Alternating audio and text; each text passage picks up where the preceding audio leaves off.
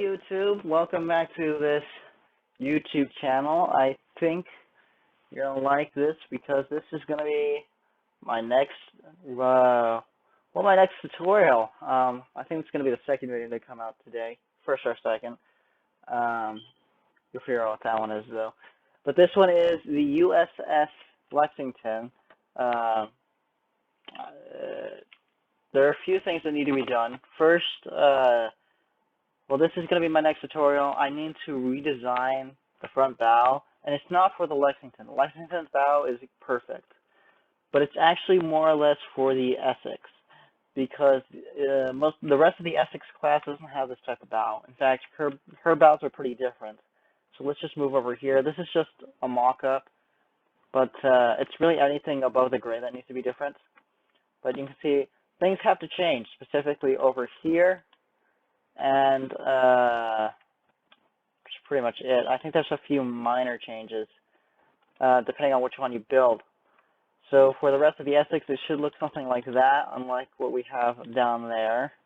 And the interiors, for the most part, should stay the same. There are minor differences across each and every one of them.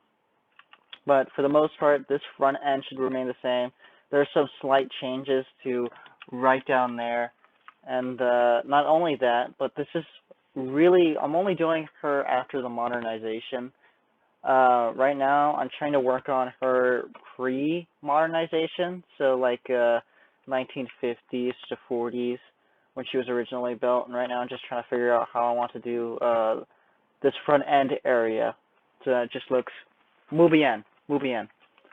So some things that have to change is, of course, the front elevator. Actually, this elevator needs to change. The elevator right there, things have to change there.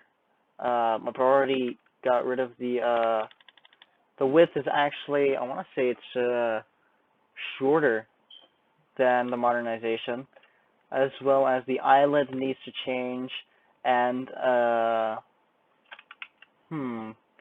think there's some more armaments that need to go on. But other than that, though, I hope to have this done by next month, maybe, but hopefully I'll be able to get her during World War II Essex class. But right now we're just going to focus on them after the modernization. That's not the only thing that's different between the Lexington and the rest of the Essex class. For the most part, their bridges are very similar. There are differences between each. Well, most of them have pretty different bridges. So this is slightly different, that's slightly different. But, I mean, that's not too difficult to handle. The only thing that's going to be difficult is really just fixing up that bow for the main Essex class. And then I think, depending on the era, this little area is going to have to change as well, slightly. But for the most part, this is what you'll be getting. Say, interior-wise, if you're like on the Yorktown or Lexington, or even the Bonhomme Richard. The only one that's going to be separate from the rest is really the Antietam. That one is completely different than, I'd argue, the rest of them, since it's not as, it shares characteristics of her during her modernization as well as the pre-World War, or pre-modernization. So modernization, pre-modernizations, and that's because they didn't actually extend the width of the ship, and they didn't add a hurricane bow, from what I remember. But she still had the same bridge design as that. Again, just some things that have to change for the World War II version, and then just redesigning the front end of the hull for the standard Essex class modernization hurricane bow type hull. She's still gonna have the same curvature. It's just slightly different. But that might take, it's not going to take too long. But for the most part, if you're wanting to build the Lexington, I mean, I'm probably just going to have it to where if you want to build like the Lexington or the Bonhomme Richard, this is the hole you're going to use. If you're going to build like the regular Essex class, here's the hole that you're going to use. And I'll probably split those into two. I'll probably have it to where this and this, as well as the outside portions like that, are going to stay like, they're going to be in one video.